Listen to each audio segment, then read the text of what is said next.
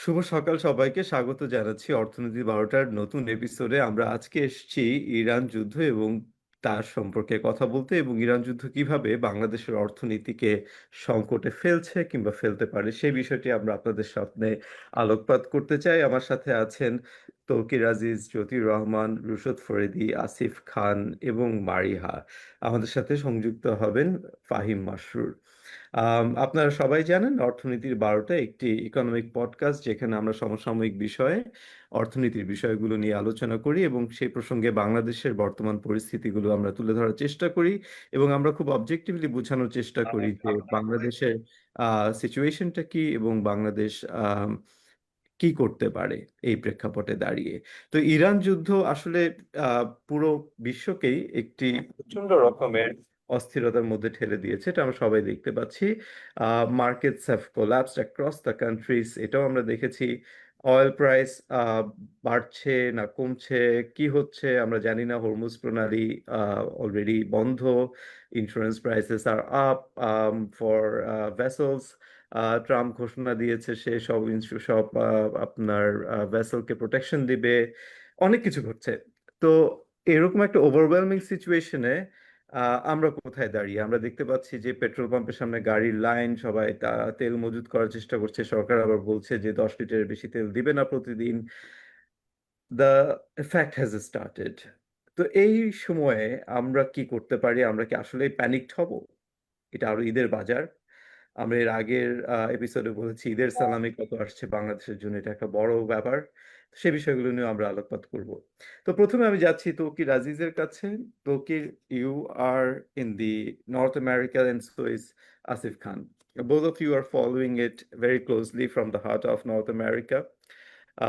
So Toukir, coming to you, একটু explain Uh, করে যে uh, sure, আসিফ ভাই, would you like to take it? আমি জাস্ট একটু পরেই আবার নেক্সট ইয়েতে আসতেছি। ওকে। Sure, sure, sure. Then going to Asif. So Asif, you're also in North America now, not this. So sitting there, how do you assess the war? যে কি হচ্ছে খুব দ্রুত আমাদেরকে যদি, where do we stand with regards to the war একটু যদি ব্যাখ্যা করেন। জি, আসলে দেখেন এইটা খুব ওয়াইডলি মিডিয়াতে কাভারেজ আছে, সো এমন কথা আমি রিপিট করতে চাই না যেটা মানুষরা সহজে অন্য জায়গা থেকে পেয়ে যেতে পারে। হ্যাঁ, বাট আমাদের জন্য রিয়েল ইস্যুস গুলা কি সেটা বলি। ওয়ার 7 দিন হয়েছে। অনেক হতাহত, অনেক ড্যামেজ, এবং এইবারের যুদ্ধের আসলে ডিফারেন্স গুলো একটু বলি একটা একটা করে।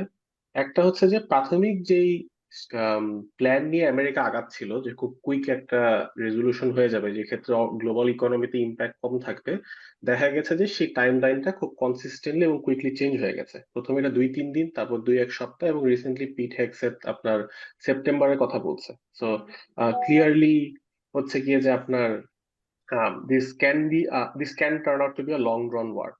এটা হচ্ছে 1 নাম্বার বড় ফ্যাক্টর। 2 নাম্বার ফ্যাক্টর আপনি দেখবেন হচ্ছে যে এটা আসলে ইরান এবং ইসরায়েলের মধ্যে সীমাবদ্ধ নয়। এইবারের ক্ষেত্রে আমেরিকা খুব শুরুতেই তার সাথে ইসরায়েলের সাথে যোগ দিয়েছে, এবং ইরানের যে রিটালিয়েশন ছিল এটা পুরাপুরি মধ্যপ্রাচ্য সবগুলা দেশকেই আসলে ইম্প্যাক্ট করেছে। হ্যাঁ, এবং ওইটারই ফলাফল হিসেবে আমরা দেখছি যে হরমুজ প্রণালী, হরমুজ স্ট্রিট যেটা, সেটা ব্লকড, এবং that is having an impact in the আপনার হচ্ছে গিয়ে যে energy markets and probably other commodity markets, মানে fertiliser etcetera etcetera etcetera. So I think যে আপনার জিনিসটা হয় কি যে কোনো একটা সময় আহ, কোন একটা শর্ট, যখন কোনো সাপ্লাই চেইন ডিসরাপশন হয়, সেটার ইম্প্যাক্ট একরকম, বাট কিছু একটা যেটা লং হতে পারে, দীর্ঘ হতে পারে, সেটার কিন্তু আসলে র্যামিফিকেশন, ইমপ্লিকেশন আসলে খুবই লম্বা। আর লাস্ট একটা কথা বললে আমি আমি থেমে যাব, সেটা হচ্ছে গিয়ে যে যেহেতু এই যুদ্ধটা শুরু হয়েছে আছে ইরানের টপ লিডারশিপের মৃত্যু দিয়ে, হ্যাঁ মানে এটা একটা অ্যাসাসিনেশন বলতে পারেন আপনি।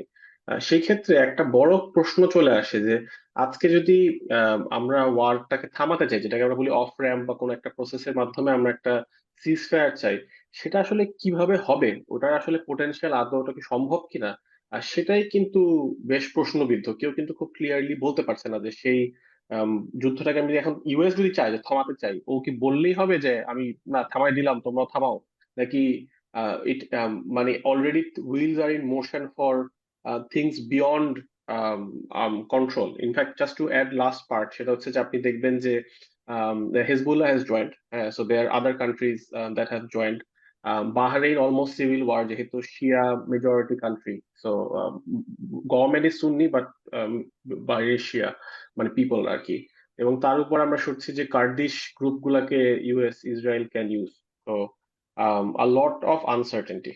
তো আমি ওইটা বলেই একটু থামবো। So a lot of uncertainty, US is trying to activate the Kurdish army, এটা আমরা জানি। তারপরে আবার একটা বিষয় সেটা হচ্ছে যে so far, even though UAE has been really hit hard, তারপরেও UAE has remained silent, এখনো retaliatory attack UAE করেছে বলে আমি জানি না। কাতার, বাহরিন কেউই ইরানে retaliatory attack করেনি এখনো, so they are all showing some resolve। কিন্তু সেইটা কি হবে এটা আমরা বুঝতে পারছি। সো ওই প্রসঙ্গে আমি তো okay, I am coming to you.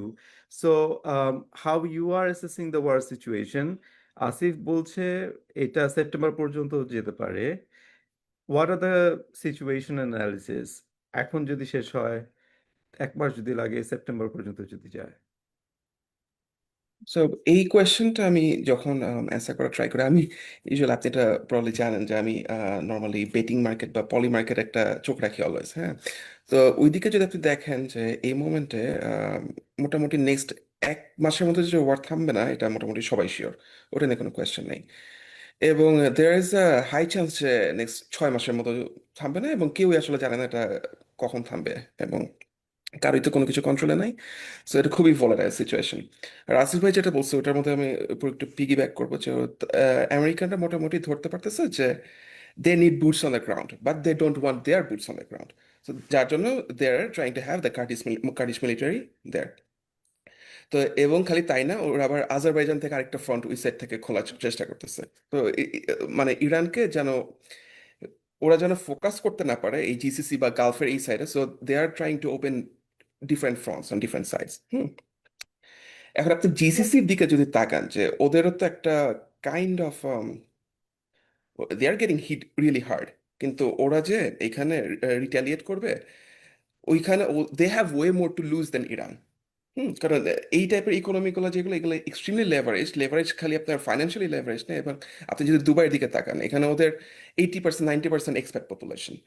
So if this kind of people start living, ওদের রিয়েল এস্টেট মার্কেট বলেন, সার্ভিস ইন্ডাস্ট্রি বলেন, সবকিছু ক্র্যাশ করা স্টার্ট করবে। এবং ওটা আমি পরে হয়তো আমি যখন চার্ট দেখাবো আপনাকে দেখাবো যে দুবাইতে আপনার অলরেডি রিয়েল এস্টেট প্রাইসে অনেকে প্যানিক সেলিং শুরু করছে। তো ওই দিকগুলো থেকে আপনি যদি চিন্তা করেন, জিসিসি কান্ট্রিগুলো ওরা জানে যে ইসরায়েল বা আমেরিকাতে ওদের মতো ওই পরিমাণে মিসাইল রিসেপ্টার ওদের নাই। তো ওরা কি করবে, ওরা জাস্ট চাচ্ছে এখান থেকে কোনোভাবে বের হয়ে যেতে as soon as they can. তো ওদের স্ট্র্যাটেজিক্যালি, এবং ওরা দেখবেন ওই চাইনিজদের সাথে মিলে কাইন্ড অফ ইরানের সাথে একটা ব্যাক চ্যানেল খোলা ট্রাই করতেছে।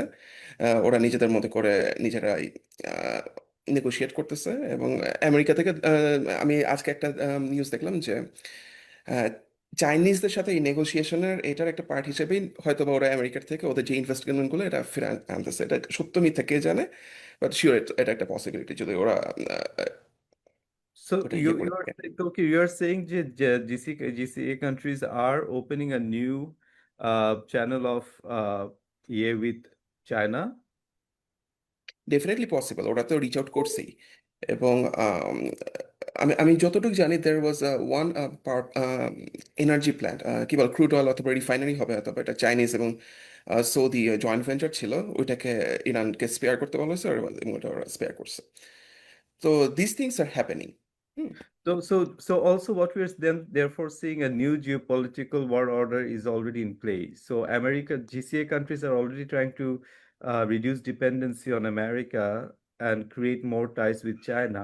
That itself would be a kind of a soft win for Iran already, because Iran wants Iran, that. China, যেটা কিন্তু আপনি যদি জিসিসি দিকে দেখেন না, মানে ওরা তো এখন desperate, they will make alliance with anyone in the short run, তাই না? Okay. ওরা যদি এই যুদ্ধটা থামাইতে পারে।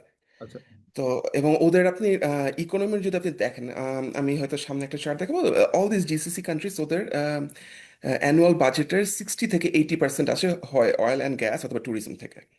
Very good. তো আমরা তোকে এখানে যাই তাহলে একটু, sure. since you have a lot of charts, আমি দুটো প্রশ্ন করি। একটা হচ্ছে যে you have been following a lot of Twitter channels uh, Mhm. in all this fake news world. I know that you filter out the right information. Give us 3 to 5 key insights that you have got from Twitter over the last 24 hours. এক last 24 hours so কতগুলো আমি যে জিনিস notice করতেছি, একটা হচ্ছে oil price মোটামুটি এখনই যে থেমে যাবে ওইরকম কোনো নমুনা দেখতেছি না, it's still increasing over time. আপনার অয়েল হরমুজ প্রাইস স্ট্রেইট বাড়ছে ওইটা, এখনো, অয়েল প্রাইস বাড়ছে। রাইট, ওকে, হ্যাঁ আজকে তো মনে হয় বাড়ছে, রাইট, ইট ওয়াজ এট 91 ওকে, লাস্ট আমি যেটা দেখছি, আমি আমার আমার লাস্ট দেখা। So on this secondly one, হচ্ছে okay, if I just bring something to your ear, कि তোমার reaction শুনি, when we look at the oil price rises in the last, মানে যেভাবে বাড়তেছে, that is also very interesting, right? So right যেদিন যুদ্ধ শুরু হলো, that was the weekend, and right তখন if we were looking at the futures and so on, তখন মনে হচ্ছিল যে এরকম যে মানে implied 70, হ্যাঁ যে 70, তাই না? and সেটাতে দেখে you could মানে ব্যাক ক্যালকুলেট দ্য প্রবাবিলিটি যে এটা মানে 2-3 দিনের একটা মানে বা ম্যাক্সিমাম 3-4 দিনের যুদ্ধ হবে, তারপরে মানে ওরা মিসাইল মারবে এরা মিসাইল মারবে, then by the end of the week everything will be finish, মানে গতবারের মতো জুনের মতো এতদিনও হবে না, রাইট? এরকম একটা রাইট, ইমপ্লাইড মানে সো ফিউচার প্রাইস এরকম একটা দিছিল। তারপরে রাইট, মানডেতে prices rose just a little bit, so everyone thought যে it would be again the same kind of thing আর কি, but then Tuesday it was a bit more rise, মানে একটা sharp rise. So it was a bit of repricing, যে না, right, because by then everyone factored in that যে Khamenei has been killed, Iranians are not going to back down, and then every day the price keeps ratcheting up. মানে হচ্ছে যে right. market is adjusting every day, they are coming to terms with the development that this is not going to be a short war. Is this how you'd read it? Right, exactly. So মোটামুটি আমি যেটা বুঝি, একটা second, let me show you something. এটা আমার খুব interesting একটা chart মনে হয়েছে। সো সেটা হচ্ছে যে অয়েল আপনার, আপনি যদি দেখেন প্রাইস চেঞ্জ Right. শকটা, হ্যাঁ, হ্যাঁ, আপনার শক ডেটের পরে আপনার এমন না যে উইদিন ফার্স্ট উইক আপনার সবচেয়ে হাইস্ট পিকটা এটা রিচ করে, it goes there right, over time. হ্যাঁ, exactly. So for that you have like another 5-6-7 weeks left. এখন অলরেডি আমরা হয়তো এটা অলরেডি পিক রিচ করে ফেলছি, উই ডোন্ট নো, কিন্তু দ্যাটস অ্যানাদার পসিবিলিটি, তাই না? তো আমি যেটা দেখি যে মার্কেটও ফার্স্ট ওই প্রথম যখন আমেরিকানরা বম করা স্টার্ট করছে মার্কেটে, মোটামুটি প্রথম 24 আওয়ার্সে ওইটাই মনে করছে ওকে ঠিক আছে, এটা একদিন 2 দিন বাড়বে, তারপর আবার 1-2 দিন পরে ওটা আবার ঠিকঠাক হয়ে যাবে, আগে ভেনেজুয়েলা বা অন্যান্য জায়গায় ইরান আগের বার যেভাবে করছে ওরকম করে। যখন ওরা বুঝতেছে ওকে হরমুজ স্ট্রেইট এটা মোটামুটি একটা ইনফর্মাল ব্লকেট চলে আসছে এবং এখান থেকে কোনো কিছু আর পাস করতেছে না, এবং ওকে সবাই বলতেছে এটা 4 মাস 5 মাস 6 মাস চলতে পারে, দেন ইট স্টার্টেড রাইজিং অ্যাগেইন। এবং এর আগে যারা উপরে ওঠার পরে মোটামুটি হয়তো বা শর্ট করা স্টার্ট করছিল, তারা দে গট শর্ট স্কুইজড এবং দে আর কভারিং দেয়ার পজিশনস, তাই না? সো Yeah, ওটাই আর কি। I also found this to be a very, very interesting chart. Yeah. তো আমার এর পরে যে চার্টগুলো আছে এগুলো হচ্ছে প্রত্যেকটা হচ্ছে বিভিন্ন টপিকে, কখন আমরা যদি এলএনজি নিয়ে কথা বলি অথবা ক্রুড অয়েল অথবা ব্যালেন্স অফ পেমেন্ট, তো ওইগুলোর সাথে হয়তো রিলেভেন্ট থাকবে। তাহলে আমরা এইভাবে আসি, সেটা হচ্ছে যে আমরা এখন তাহলে বাংলাদেশে এফেক্ট গুলো কি কি, crude oil, LNG, etcetera etcetera, আমরা সেই প্রসঙ্গে যাই এবং সেইটার সাথে আমরা তৌকিরের গ্লোবাল স্লাইডস গুলোর সাথে আমরা কোরিলেট করব। How about that? So in okay, that case, let me go to Mariha first. Mariha, you had an insight on whether Bangladesh's oil price বাড়বে কি কমবে. What is your insight? Rubaid Bhai, it might be a good idea for me to share. Actually, না. Tokir Bhai slightly থাকুক তাহলে. I'll just say what I was saying and then we can, as you said, correlate to the graphs he's sharing. তো আমরা যেটা দেখছিলাম, Bangladesh has, it's, in my opinion, it's unusually predisposed to vulnerabilities with respect to what's going on in with the war. The reason being, first of all, আমরা গত কয়েকদিন ধরে যেটা দেখছি, আমাদের buffer খুব কম. We don't have a lot of reserves in terms of fuel. ডিজেলের বোধহয় আমরা কয়েকদিন আগে দেখলাম যে 14 দিনের reserves আছে, গতকাল দেখছিলাম 9 দিনের আছে, and with all the hoarding that has happened over the last 24 hours, ওটা হয়তো আরো অনেকখানি কমে গেছে, probably much faster than what we had initially expected. The other thing is, we're also very dependent on remittance from the Gulf countries. That's also going to be very affected. কারণ আমরা already people have flown out of UAE on Thursday itself. তো আমরা সেখানেও আমরা আন্দাজ করতে পারি যে গালফ কান্ট্রিজ থেকে আমরা যে রেমিটেন্সটা পাই সেটারও ড্রপ হবে। তারপর আপনি যেটা মেনশন করলেন যে ভেসেলস এর ইন্স্যুরেন্স বেড়ে যাচ্ছে, তো আমাদের ফ্রেট কস্ট অনেক বেড়ে যাবে। So we are really honestly sitting at the trifecta of all the problems that we could possibly face. তো আমরা সেটার সাথে if we combine the fact যে আমাদের যত রকম fuel আছে, LNG, octane, petrol, most of it is sourced from the Gulf. So in terms of LNG, I believe, আমি একটু চেক করে আপনাকে বলছি, I believe LNG এর ক্ষেত্রে আমরা হয়তো LNG এর ক্ষেত্রে আমাদের মেইন সোর্সেস আর কাতার এন্ড ওমান, আর সেখান থেকে আমরা অলমোস্ট 85% সোর্স করি। And already we know যে since the beginning of the war, আমাদের LNG এখন spot price এ কিনতে হচ্ছে, which is almost between 2.5 to 3 times what we were initially buying it for just before the war had started. তো আমরা যদি এই সবকিছু কম্বাইন করি, we see যে যেটা হতে যাচ্ছে most in my opinion most possibly যেটা হবে সেটা হচ্ছে যে সবকিছুর কস্ট বাড়বে, একটা অয়েল শক হবে, ইনফ্লেশন হবে দেশে, আর টাকার উপরে প্রেসার বাড়বে, তো আমাদের একটা এক্সচেঞ্জ রেট ডেপ্রিসিয়েশনও হবে, টাকার একটা ডেপ্রিসিয়েশনও হবে। তো সবকিছু মিলে এন্ড ইফ উই সি যে এই মুহূর্তে অলরেডি আমাদের এই হোর্ডিং বলেন বা দ্য প্যানিক যেটা ফিউল রিজার্ভস নিয়ে যেটা শুরু হয়ে গেছে, that has happen faster than our fiscal policy could respond. তো এইটা যদি আমরা কম্বাইন করি, আমার অপিনিয়ন হচ্ছে যে if the war doesn't end pretty soon, which we now feel is unlikely, we're quite vulnerable economically. এখন I would say back to Tokir Bhai to see how that compares to the global scenario. So, okay, before going to Tokir, you are saying যে we are in a very vulnerable situation, আমাদের reserve কম আছে, even though গতকাল আমি শুনেছি যে government is continuing to buy এবং আমরা যেই প্রসেসে আমরা কিনি ওই প্রসেসটা এখনো কিছুটা আনএফেক্টেড আছে। আমরা সরাসরি হরমুজ প্রণালী দিয়ে কিনি না, আমরা সাউথ ইস্ট এশিয়া থেকে কিনি। আমরা প্রাইমারিলি আমাদের ক্রুড অয়েল পারচেজ হয় বেশ ভালো পরিমাণে, আমরা লোকালি রিফাইন করি। সো অনেকগুলো কিছু ফ্যাক্টরস এখানে আছে। So some other people also have told me যে যতটুকু গ্লুম বলছি হয়তো নাও হতে পারে, উই ক্যান সার্ভাইভ। বাট আমি একটু ইয়ের কাছে যাই, মানে and also you said about আমাদের টাকা ডিভ্যালুয়েশনের কথা, অনেক কিছু একসাথে হয়ে যেতে পারে। If all of this things happen at the same time, oil price বেড়ে গেল, টাকা ডিভ্যালুয়েট হয়ে গেল, ওয়াও, দ্যাটস ওভারওয়েলমিং। আমি ওই জায়গায় যেতে চাই না।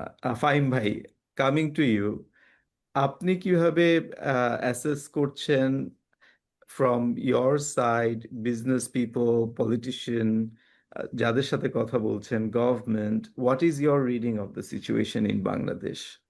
ওকে, ধন্যবাদ Rubayet for giving me the floor.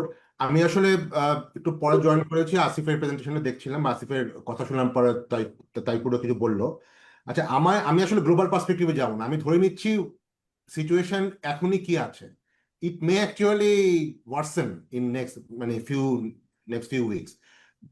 তখন তো আসলে আরো এটা ব্লো আপ করবে, বাট এখনো যে সিচুয়েশনটা আছে, আমি পিওরলি বাংলাদেশ পার্সপেক্টিভে বলছি, একটা জিনিস মোটামুটি নিশ্চিত, দ্যাট আমাদের হাতে এখন যেই ফুয়েল আছে, এখন ফুয়েলের মধ্যে কিন্তু দুই ধরনের ভাগ আছে। একটা যেটা মারিয়া বলছিল এলএনজি ব্যাপারে, LNG is a kind of raw material for either আমার power plants and at the same time lot of the gas supplies. সেটা হচ্ছে একটা। আরেকটা হচ্ছে আমার ট্রান্সপোর্ট ফুয়েল। তো ট্রান্সপোর্ট ফুয়েলের মধ্যে দুইটা ভাগ আছে, একটা হচ্ছে বেসিক্যালি ডিজেল, আর একটা হচ্ছে বেসিক্যালি অকটেন অ্যান্ড পেট্রোল। গত 2-3 দিন আমরা যেই ক্রাইসিসটা বা ম্যাড রাশটা দেখলাম, সেটা মেইনলি কিন্তু আসলে আমার পেট্রোল অ্যান্ড অকটেনের জন্য। কারণ মানে বাংলাদেশে যে বাইকগুলো চলে, টু হুইলার বা নর্মাল কারগুলো, they are actually using mainly octane and petrol. তো সেটার একটা বড় ব্যাপার হয়েছে। কিন্তু বাংলাদেশে কিন্তু গতকালও কিন্তু কয়েকজন মন্ত্রীও বলেছে যে উই হ্যাভ স্টক। আমিও মনে করি বাংলাদেশে at least stock of petrol and octane is not মানে in a very serious thing. 15 দিন, অফকোর্স 15 দিন is not a very comfortable, but still it is okay. By the time হয়তো আমরা আরো 2-3টা শিপ হয়তো চলে আসবে। বাট মেইন চ্যালেঞ্জ যেটা হচ্ছে, যেটা অনেকে আসলে তো ওভারলোক করছে, সেটা হচ্ছে ডিজেল। ডিজেলের technically literally the country actually has not more than 4 or 5 days of diesel. And কয়েকটা ব্যাপার ঘটছে এখানে। একটা হচ্ছে আমার সামার যা শুরু হচ্ছে, মানে এতদিন পর্যন্ত লোকজন কিন্তু আমরা যারা ঢাকায় থাকি, মানে এখনো গত সপ্তাহ ফ্যান চালছে। বাংলাদেশে গত আহ, কয়েক বছরে যেই পরিমাণ মানে পাওয়ার কনজাম্পশন বেড়েছে, particularly middle class and other thing, মানে হিউজ পরিমাণ আমার আহ, একটা আহ, মানে শর্টফল হবে in terms of power. But এই পাওয়ারটা শর্টফলের মেকআপটা কি হয়, any industry or any household you will see diesel generator backup. বাংলাদেশের আমরা যদি গাজীপুর বা আশুলিয়ার দিকে যাই, ইউ উইল সি এই each and every factory normal summer সিচুয়েশনে প্রায় 10 থেকে 12 ঘন্টা তারা, বা 8 থেকে 10 ঘন্টা তারা আসলে ডিজেল দিয়ে তাদের গার্মেন্টস গুলো চালায়। তো এখন প্রবলেমটা হচ্ছে, আমাদের যদি হঠাৎ করে ডিজেল ক্রাইসিস শুরু হয়, তাহলে কয়েকটা জায়গায় সরাসরি হিট পড়বে। একটা হচ্ছে huge level of production hit পড়বে, কারণ আমার আহ, আহ, প্রচুর গার্মেন্টস আসলে 17-18 তারিখে বন্ধ হয়ে যাবে। তার আগে কিন্তু তাদের একটা অনেক শিপমেন্ট তাদের আছে, যেটা তাদেরকে আসলে ঈদের আগেই শেষ করতে হবে। তো that may B a huge shock for lot of them. সেটা একটা ব্যাপার। আরেকটা হচ্ছে আহ, আমার ওভারঅল যে বাংলাদেশের যে food supply chain, that actually runs on trucks and vans and all those things. Those are not run by petrol or octane. Those are mainly run on diesel. তো সেই জায়গাটাতে যদি আমার কোনো কারণে একটা ডিজেল শক হয়, তাহলে কিন্তু ইউ উইল অ্যাকচুয়ালি সি, যেটা মারিয়া বলছিল, যে হিউজ অ্যামাউন্ট অফ মানে আহ, মানে price shock on lot of commodity prices. এখন অনেক ক্ষেত্রে হয়তো শকটা আর্টিফিশিয়ালও হবে, but people will say that আমরা তো জিনিস আনতে পারতেছি না, that's why what can we do. So এইটা একটা ডাইরেক্ট ইমিডিয়েট একটা ইনফ্লেশনারি শক হবে কমোডিটি মার্কেটে, probably in next 2 to 3 weeks। আর ম্যানুফ্যাকচারিং, এটা আমি একটু আগে বললাম যে দুইটা কারণে একটা হবে। একটা হচ্ছে যে তারা ব্যাকআপ পাবে না ডিজেল দিয়ে।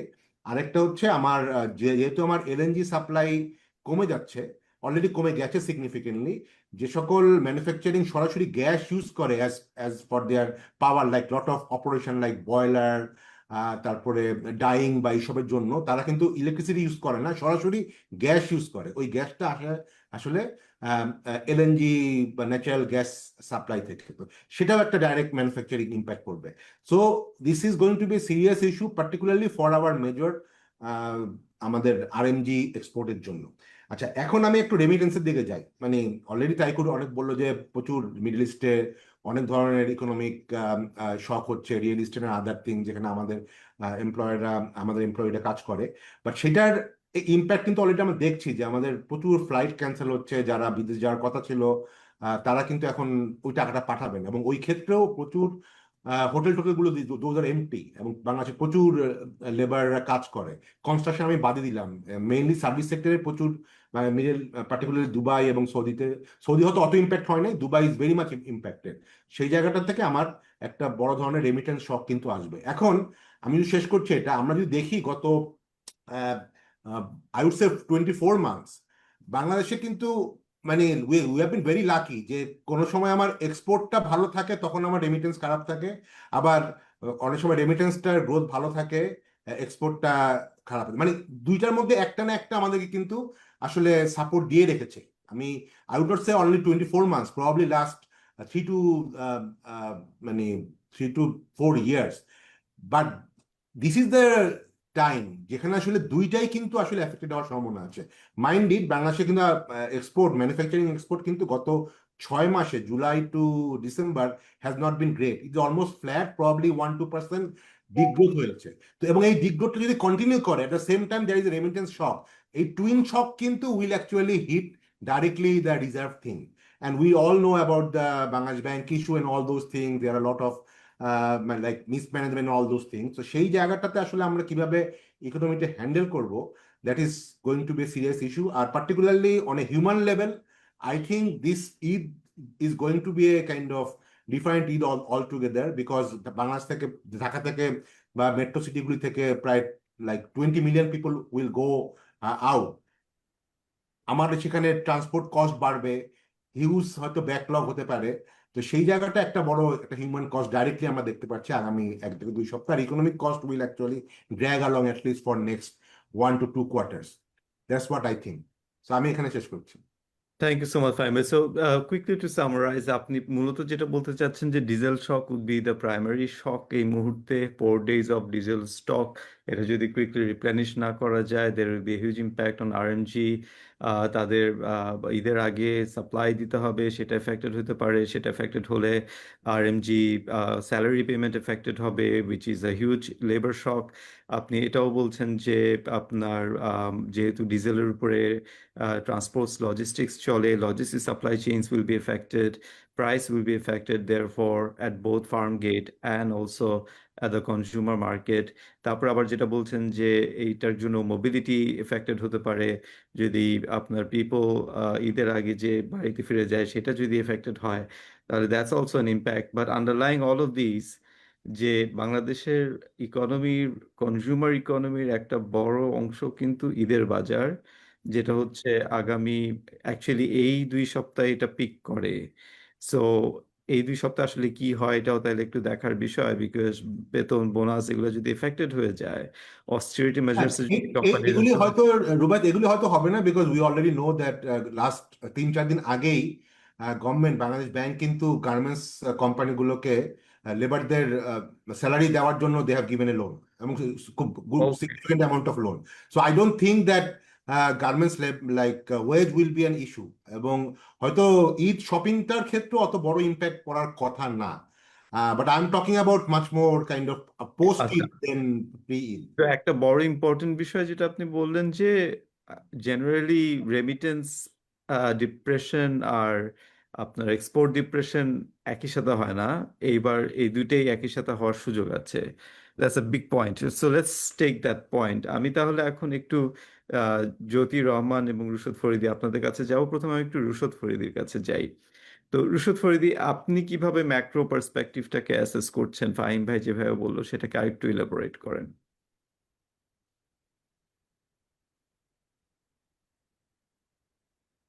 আমার কথা শোনা যাচ্ছে তো না? হ্যাঁ, ওকে। তো শুনছিলাম, তো খুবই গ্রিম প্রসপেক্ট সামনে মনে হচ্ছে। আর যেটা আসিফ বলছিল যে যুদ্ধের পরিস্থিতি, মানে এটা কবে শেষ হবে বলা যাচ্ছে না, সেটার একটা জিওপলিটিক্যাল আসপেক্ট হলো, সেটা যাতে একটু বলি, তারপরে আমি ইকোনমিক্সে যাচ্ছি। সেটা হলো এই যুদ্ধের অবজেক্টিভটা কি আসলে কেউ জানে না। মানে কি অ্যাচিভ করলে যুদ্ধটা শেষ হয়ে যাবে। ইরান দখল করলে কি হবে, কিন্তু দখল তো করার কোনো অবজেক্টিভ নাই, কারণ দখল করতে গেলে বুটস অফ দ্য গ্রাউন্ড লাগবে। তো রেজিম কিভাবে চেঞ্জ হয়? আয়াতুল্লাহ খামেনি মারা গেলেই কি চেঞ্জ হয়েছে? তো আমরা আসলে জানি না। ট্রাম্প বলতেছে যে সে ইরানের আম, যে নেক্সট লিডার হবে তাকে চুজ করতে চায় সে। তো সেটা করতে পারলে কি যুদ্ধ শেষ হয়ে যাবে? আমরা জানি না। তো এগুলো সবই র্যামিফিকেশন হচ্ছে কি আলটিমেটলি যুদ্ধ কতদিন চলবে এবং সেটার ইম্প্যাক্টটাই আসলে ইকোনমিতে কত দূর হবে সেটাই ডিসাইড করবে। তো এই কারণে একটা বিরাট আনসার্টেনিটি তৈরি হয়েছে। যে আমার পয়েন্টটা আমি যেটা মেক করতে চাচ্ছি যে যুদ্ধের অবজেক্টিভটাকে যারা হামলা করেছে তারা নিজেরাও আসলে জানে না, এবং যেটা আসলে মানে মানে আসল উদ্দেশ্য বেসিক্যালি ইসরায়েলের সিকিউরিটি, বাট সেটা কিভাবে অ্যাচিভ হবে সেটা ইসরায়েলও আসলে জানে না। সো এখানে আনসার্টেনিটিটা রয়েছে। তো আমি এখন ইকোনমিক্স এর দিকটাতে আসি। সোফার আমরা যেটা দেখলাম বেসিক্যালি আমাদের কি কি হতে পারে, এবং খুবই যেটা বলেছি শুরুতে খুবই গ্রিম প্রসপেক্ট। অফকোর্স এখানে আমাদের ইম্পোর্ট বিল যেটা সেটা প্রচন্ড রকম বেড়ে যাবে, এবং সেটা ইমিডিয়েট ইম্প্যাক্ট হচ্ছে গিয়ে আম, আমাদের রিজার্ভ দ্রুত হারে কমতে পারে, আর ইম্পোর্টেড ইনফ্লেশন হবে, গ্লোবাল প্রাইস ইনক্রিজ করবে। তো সেই ধরনের ক্ষেত্রে আমি যেখানে ফোকাস করব বেসিক্যালি পলিসি রেসপন্সটা আমাদের কি হবে। তো তো পলিসি রেসপন্সের জায়গাটায় আমি খুব বেসিক ইকোনমিক্স এর ইন্টারন্যাশনাল ম্যাক্রো ইকোনমিক্স সাথে কানেক্ট করার চেষ্টা করব, এবং তার পরবর্তীকালে জ্যোতি এটাকে হয়তো আর একটু এক্সপ্যান্ড করতে পারে আর কি।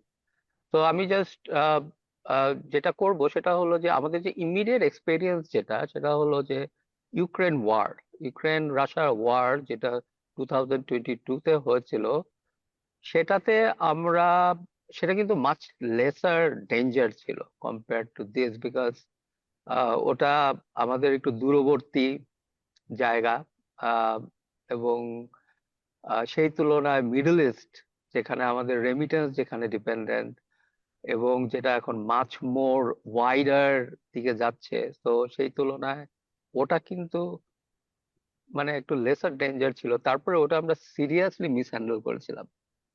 তো আমরা তা একটু কুইকলি দেখতে চাই ওই সময় আমরা কি ভুলটা করেছিলাম। তারপর fortunately we had July revolution, then new economic team took over. তো তারা কি রাইট কাজটা করেছিল, এবং সেই লেসনের প্রেক্ষিতে আমরা ফিউচারে কি করতে পারি, এটাই আমি একটু কুইকলি শেয়ার করব। সো আমি স্ক্রিনটা একটু শেয়ার করছি।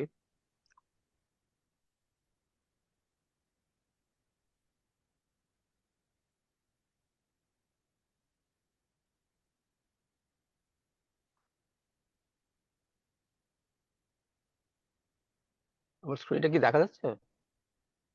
হ্যাঁ, পরিষ্কার। ওকে। সো আমি জাস্ট কুইকলি, বেশি স্লাইড না, জাস্ট কয়েকটা আমি যাব। তো আমরা বেসিক্যালি যেই ম্যাক্রো থিওরি যেটা যেটা অলমোস্ট বাইবেলের মতো আমরা মানা হয়, সেটাকে বলা হয় ইম্পসিবল ট্রিনিটি। তো সেটা আমাদের ইউক্রেন রাশিয়া ওয়ারের পরে কিভাবে আমরা ওইটা ভায়োলেট করে বিপদে পড়েছিলাম, এন্ড দেন ওটা মেনে আমরা ফিক্স করেছিলাম, এবং সামনে আমাদের কি কশনটা আছে আর কি। তো আমরা যদি জাস্ট একটা কুইক রিভিউ করি, ইউক্রেন শকে কি হয়েছিল। বেসিক্যালি একটা বিশাল কমোডিটি শক ছিল। অয়েল যে প্রাইস গুলোর কথা বলা হচ্ছে আমাদের, আহ, এবং সেখানে অ্যাডিশনাল ছিল যে যেহেতু ওই রিজিয়নটা একটা হুইট বাস্কেট বলা হয়, সেই জন্য হুইটের প্রাইসও বেড়েছিল। এবং তার বেসিক যে ইম্প্যাক্টটা ছিল সেটা হলো বাংলাদেশে ইম্পোর্ট বিল এক্সপ্লোড করে মোটামুটি আর কি, যেটা অফকোর্স যেটা এই ওয়ার প্রলং করলে হতে যাচ্ছে, ইনএভিটেবল। সো বেসিক্যালি আমাদের ইউএস ডলারের একটা ম্যাসিভ ডিমান্ড তৈরি হয়েছে এই হিউজ ইম্পোর্ট বিল পে করার জন্য। ওকে, সো দিস ইজ হোয়াট, মানে এটার মধ্যে আরো অনেক ডিটেল আছে, but this is the overall picture. So let's go to the policy response. আমরা রেসপন্সটা কিভাবে করলাম, যেটা সিরিয়াস মিসহ্যান্ডলিং। সো বেসিক্যালি প্রথম দিকে যেটা ওয়ার যখন শুরু হয় তখন এক্সচেঞ্জ রেটটা ছিল 86 বিডিটি পার ইউএসডি, যেটা আমাদের কাছে মনে হচ্ছে এটা স্বপ্নের মতো এখন, যে বাট এটা খুব বেশি দিন আগের কথা না। 86, এবং যেটা অনেকদিন একটা জায়গায় ধরে রাখা হয়েছিল আর্টিফিশিয়ালি, তখন থেকে অনেকে বলছিল দিস ইজ ওভার ভ্যালুড। আর আহ, আমরা সেই বিখ্যাত অথবা কুখ্যাত 9/6-এর কথা জানি, যে আম, যদিও ইনফ্লেশন বাড়ছিল, interest rate was fixed at 9%, defying all economic logic just at the business interest. এই জন্যই বলা হয় যে 9/6 ইন্টারেস্ট ইকোনমিকে 9/6 করে ফেলা আর কি।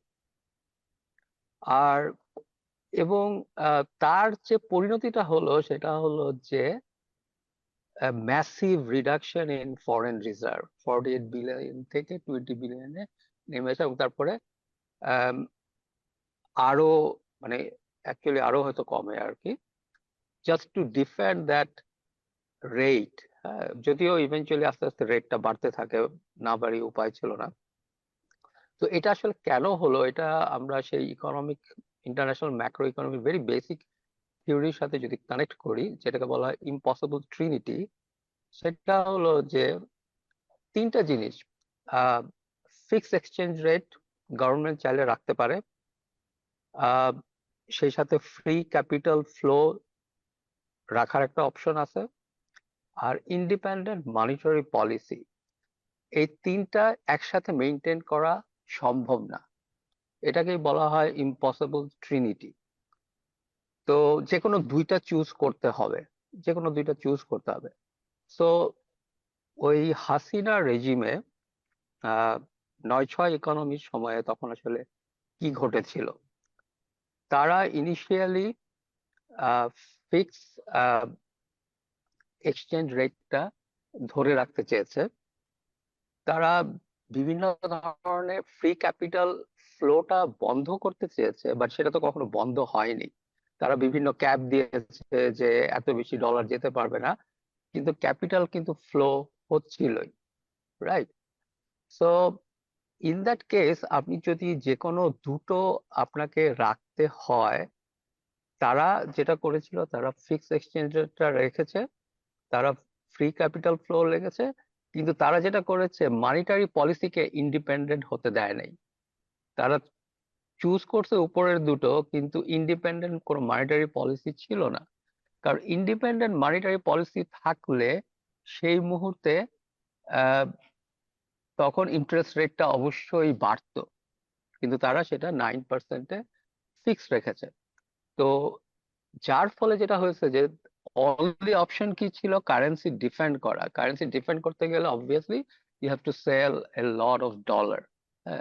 কিন্তু যেটা ক্লাসিক কেস সবসময় যা হয়ে থাকে, আলটিমেটলি সেটা ডিফেন্ড করা যায় না।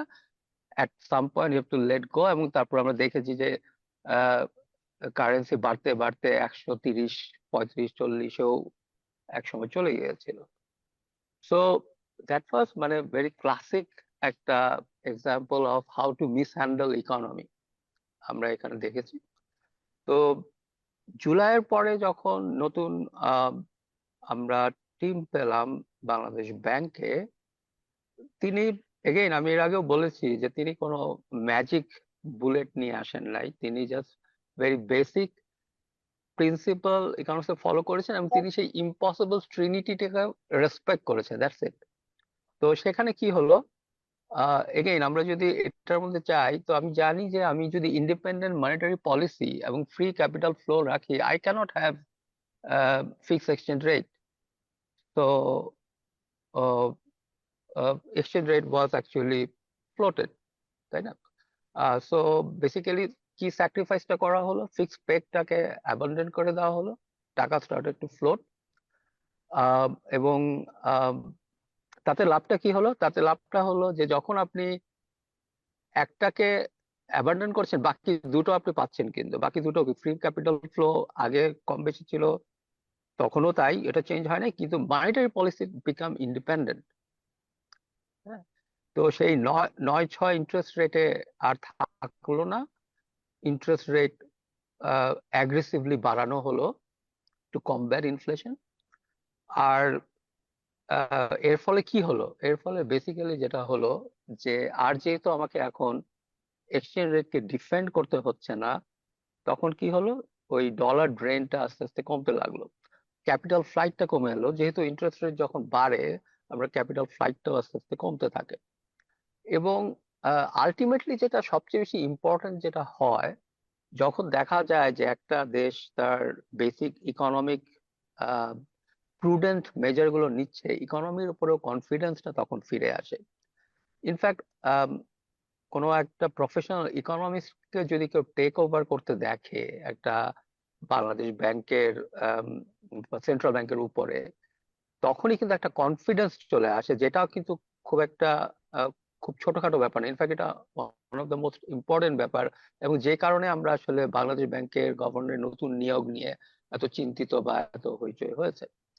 তো সে যাই হোক, তো আলটিমেটলি সব মিলিয়ে নতুন যে গভর্নর আসার মধ্যে যখন টেক ওভার করেন, তার উপর একটা আস্থা, প্লাস তিনি যে মেজার গুলো নিয়েছেন যে বেসিক ইকোনমিক প্রিন্সিপাল ফলো করে, তো আলটিমেটলি এই জন্য আহ, যেটা হলো যে আলটিমেটলি রিজার্ভ বাড়লো। আহ, তো আহ, এবং কারেন্সি স্ট্যাবিলাইজ হলো। ইনফ্লেশনটা ওয়াজ কাইন্ড অফ পারসিস্টেন্ট, সেটা কমে এসেছিল, বাট ওটা নিয়ে আহসান মনসুর সাহেবের সাথে বিজনেস কমিউনিটির একটা বিশাল ঝামেলা লেগেছে। উনি ওনার অবস্থানে বেশ ইয়ে ছিলেন যে উনি ইনফ্লেশন রেট হয়তো 5%-এর কাছাকাছি না আসলে উনি কমাবেন না। ওনার দিক থেকে ওনার যুক্তি ছিল যে বেসিক্যালি উনি যেটা বলছিলেন যে আমি তো বেসিক্যালি মেডিসিন দিয়েছি, মেডিসিন হচ্ছে বেসিক্যালি যেগুলো হচ্ছে এক্সচেঞ্জ রেট ফ্লোট করে দেওয়া এবং বেসিক্যালি আমাদের ব্যাংকিং সেক্টরকে রেগুলেশনের আন্ডারে আনা, কিন্তু এই মেডিসিন দেওয়ার সাথে সাথে তো আর ইকোনমি রিভাইভ করে না, it takes time.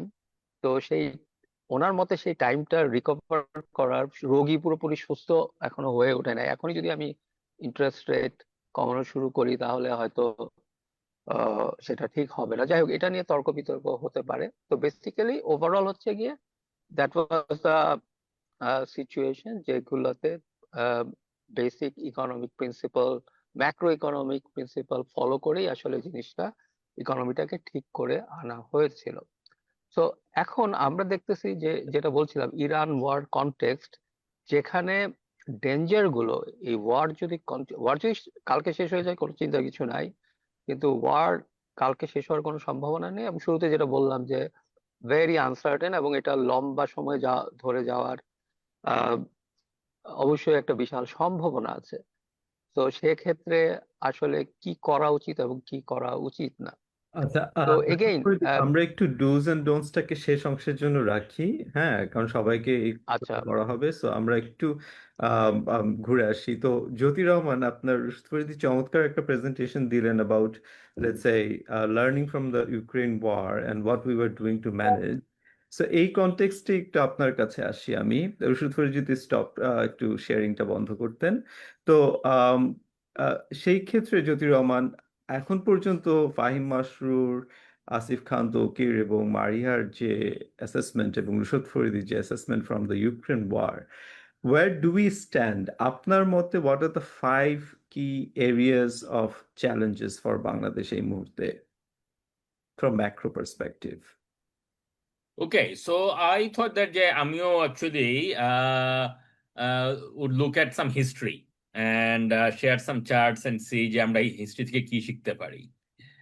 And so আমার চার্ট কি, আমার প্রেজেন্টেশন দেখা যাচ্ছে, ইরান ওয়ার এন্ড বাংলাদেশ? দেখা যাচ্ছে। আমরা একটু আপনার এই প্রেজেন্টেশনটা আমরা 7 মিনিট ম্যাক্সিমাম কথা বলবো। জি, গো হেড। Okay, ঠিক আছে। Okay, so I would actually go a bit further back and I would look at 1991. Okay, so Tokid presented a chart that compared oil price rises with other episodes. ঠিক আছে, so সেইটাতে if you remember যে Gulf War 1 was one of the things where he showed that যে crisis শুরু হওয়ার পরে it took about 2-3 months before the oil price actually reached its peak. এবং সেইটা, if you remember, আসলে Gulf War 1 was when Iraq invaded Kuwait. That was on 2nd of August 1990. That came as a surprise, complete shock to anybody. And oil price বেড়ে peak হতে হতে it took about 3-4 mass, because that was when the actual যুদ্ধটা শুরু হয়, when America launched the counter attack, Desert Storm. So in that sense, the American bombing of Iran, যেটা আর কি গত সপ্তাহে শুরু হলো, is comparable because it came out of nowhere. It was a complete surprise. It's surprised the market and everything. So ওই sense I thought that okay, I would look back and see what happened to Bangladesh economy ওই সময় 1990-তে and how the economy reacted, because it could be a comparison to see যে তখন কি হয়েছিল versus এখন কি হচ্ছে। Okay, so obviously 1990-91 was a very different time for Bangladesh. So সেই ডিফারেন্সটা দিয়ে আমরা শুরু করি। One thing to note is 1990-91 Bangladesh was a much smaller economy, much poorer economy. Just to give a set of context, poorer in the sense that per capita income was about 1/3 of what it is today. Okay, মানে এখন per capita income যা, তার 3 ভাগের 1 ভাগ ছিল তখন, অথবা তখন যা ছিল তার থেকে আমরা about 3 times as rich as we were then. So that's just to put that in context. Okay, and total population is about double what it was. So that another way of saying the same thing is that the economy is about 6 times as big. So it's a much bigger economy. Back then, it was a much more rural economy. So currently, Bangladeshi population is about, depending on how you count rural, urban, it's about a 50-50. Okay. Back then, it was probably about 90% rural, 10% urban. Again, these are rough numbers, so keep that, roughly in perspective. Okay. So obviously, 90% rural economy means a lot more agrarian economy, a lot more informal economy.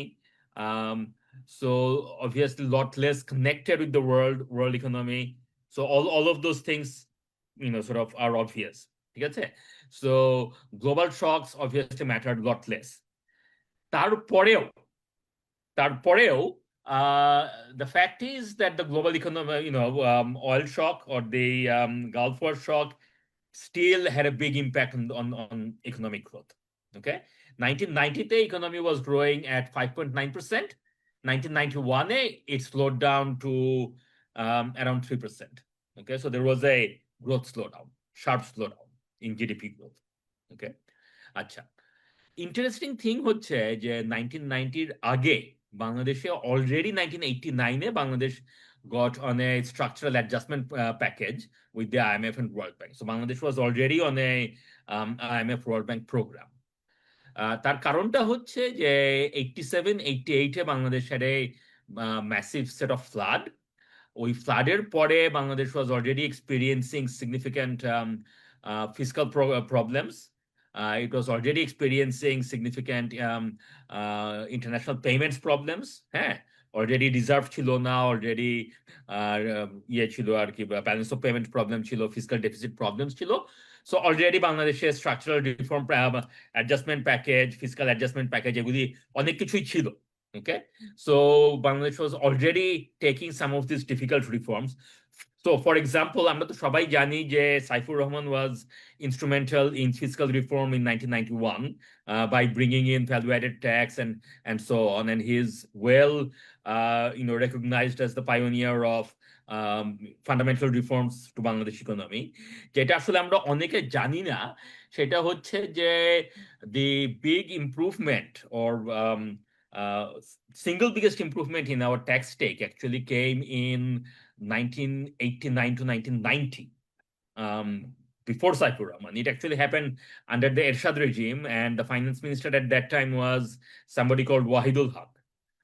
He was a academic in Canada, and I think Canada or North America. I think he was somewhere in Canada, and Ershad brought him over as finance minister, and at that time in NVR there was a technical expert called Hassan Mansour, who was on loan from IMF and did a lot of technical work and did a lot of work that set up the way a value-added tax could be introduced to Bangladesh. And then when Saifur Rahman came in 1991, he formalized it and introduced the value-added tax. So a lot of this work was already happening. Okay, so 1991-এ যখন Bangladesh got hit with all this Iraq যুদ্ধের ফলে যে এটা হলো আর কি, ইম্প্যাক্টটা হলো, balance of payment ক্রাইসিসটা আরো worsen হলো, তখন Bangladesh completely embraced the IMF package and the World Bank package and fully implemented the rest of the packages, value-added tax and company registration reform policies and privatization and tariff reduction and all of these things.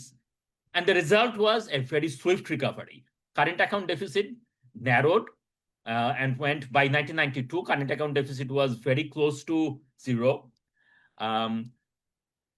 Taka depreciated very moderately, went from 32 taka per dollar to 38 gradually. There wasn't any sudden depreciation. Rushad যেটা বললো যে এরকম যে মানে যে impossible ট্রিনিটির কথা, that did মানে Bangladesh observed the trinity or respected the trinity. So Taka was depreciating slowly. Current account deficit was improving.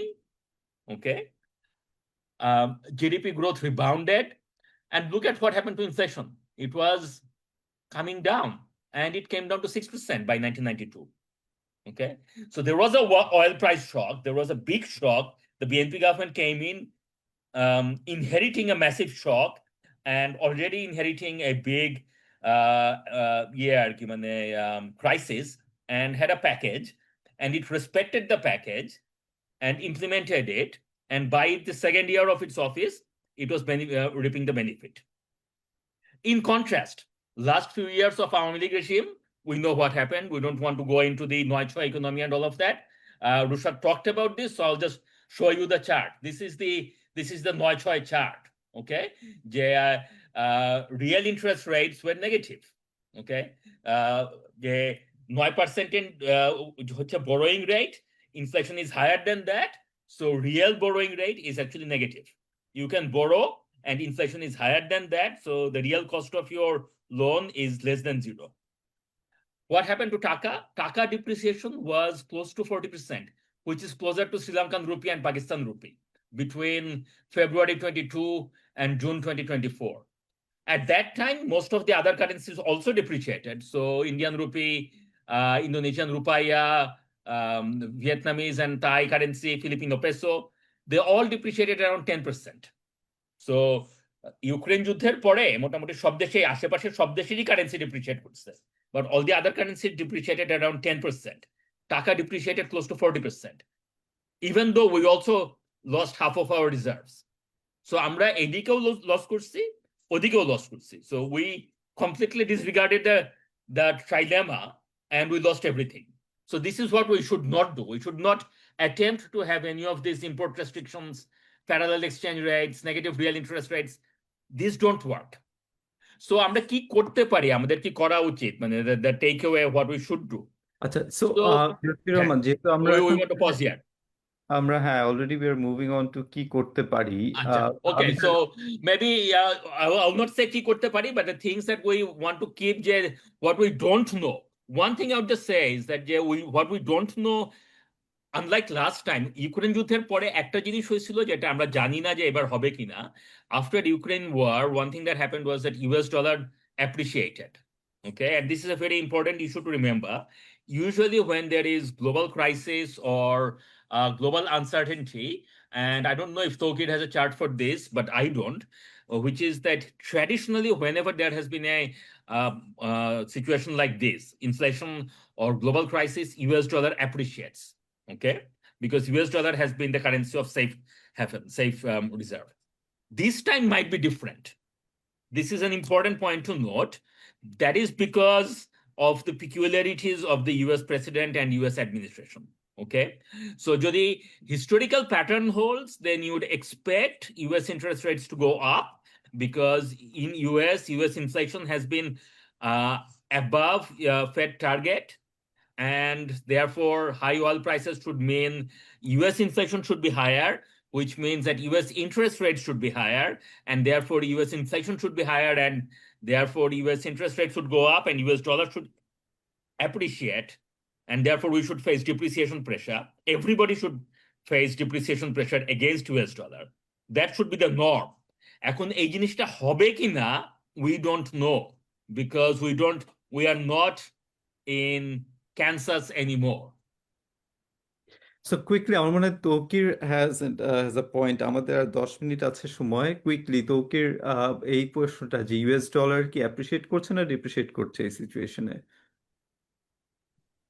তো আপনি যদি হিস্টোরিক্যাল ডেটা দেখেন, এটা জেপি মর্গানের একটা রিসেন্ট আমি চার্টটা পাইছি, সেটা হচ্ছে ইউজুয়ালি আপনার কিছু ইকোনমি আছে যারা মেইনলি অয়েল এক্সপোর্টিং, তাদের কারেন্সিগুলো অ্যাপ্রিসিয়েট করে, আর অন্য জাপান অথবা বাংলাদেশ, ইন্ডিয়া এরকম ইকোনমিগুলো ওদেরগুলো আরো ডিপ্রিসিয়েট করে। এখন নর্মালি আপনি ইউক্রেন যুদ্ধের ওই টাইমটা যদি দেখেন, অথবা তার আগে কোভিড টাইমে দেখেন, সবসময় কি হতো, আপনার সেফ হ্যাভেন হিসেবে সবসময় মানি use to move towards the US dollar. কিন্তু রিসেন্টলি আপনি আবার যদি দেখেন লাস্ট 1 বছরের সবকিছু, তখন আমরা দেখবেন যে সেফ হ্যাভেন হিসেবে আপনার ইউএস ডলার তো আছে, ঠিক আছে, বাট গোল্ড, সিলভার, অন্যান্য প্রেশাস কমোডিটিস, ওইগুলোতেও মানুষ মুভ করা স্টার্ট করছে। ইভেন স্পেশালি ট্রাম্প অ্যাডমিন আসার পরে যে ইউএস ডলারের যেই রিজার্ভ কারেন্সি যে স্ট্যাটাসটা ছিল বা সবকিছু ছিল, মানে মানুষ people are slowly starting to freak out a little bit, মানে আমি আর কিভাবে বলবো। তো আপনার যদি এখন ইউএস ইনফ্লেশন, ওদের ট্যারিফ সবকিছু মিলায় যদি ওদের ইনফ্লেশন হাইক হয়, তখন তো ইন্টারেস্ট রেট আবার ওদেরকে বাড়াইতে হবে। এখন আমি জানি না যে ওদের সেন্ট্রাল ব্যাংক আর গভর্নমেন্টের মধ্যে যে এখন একটা কাইন্ড অফ কনফ্লিক্ট থাকে, এখন তার তুলতে পারবে কি পারবে না, ওটাও আবার নেক্সট একটা কোয়েশ্চেন। তো ইউএস ডলারের ব্যাপারে আমি in the long run I am not very optimistic, কিন্তু খুবই শর্ট রান, 1 বছর 1.5 বছর কি হয়, like still to be seen. এখন কি ইউএস ডলার অ্যাপ্রিসিয়েটিং মানে অ্যাপ্রিসিয়েটিং মোডে আছে না ডিপ্রিসিয়েটিং মোডে আছে এই মুহূর্তে? এখন অ্যাপ্রিসিয়েশনই হয়তো হবে within the next 6 months, okay, specially. হ্যাঁ, আর আপনার বাংলাদেশের তো মোটামুটি একদম গ্যারান্টি যে কারেন্সি ডেপ্রিসিয়েট হয়তো করবে উইদিন 6 মান্থস বা 3 মান্থস, যেটাই হোক। তাহলে যেহেতু আসিফ খান, সেই ক্ষেত্রে what is your assessment about our capital market situation? So macro perspective থেকে যেটা আমরা জানলাম যে আমাদের বাংলাদেশ অর্থনীতি ইম্প্যাক্টেড হবে, এবং some of the things that came up, inflation বাড়ার কথা, রিজার্ভ কমা, কারেন্সি ডেপ্রিসিয়েশন, এবং food price hike, inflation in. So ওই ক্ষেত্রে আসলে মানে the most logical policy decision হবে হচ্ছে গিয়ে যে পলিসি রেট আনচেঞ্জ রাখা, এবং ক্ষেত্র বিশেষে বাড়ানো লাগতে পারে। আমি ক্ষেত্র বিশেষ এই কারণে বলছি, আমরা আসলে জানি না অয়েল কোথায় স্টেবিলাইজ করবে, এটা কি 80, 90, 100, 120, হ্যাঁ। তো ও so interest rate hike actually বাংলাদেশের স্টক মার্কেটের জন্য খারাপ। So so that would have an adverse impact. আর দ্বিতীয় হচ্ছে গিয়ে নেগেটিভ আপনার যে অয়েল শক তো শুধু প্রাইসে না, আমাদের সাপ্লাই চেইনের যে ইস্যুগুলো যদি থাকে, হ্যাঁ, আপনার ওখান থেকে কোম্পানির প্রোডাকশন সেলস ইম্প্যাক্টও আসতে পারে। So both of them are negative.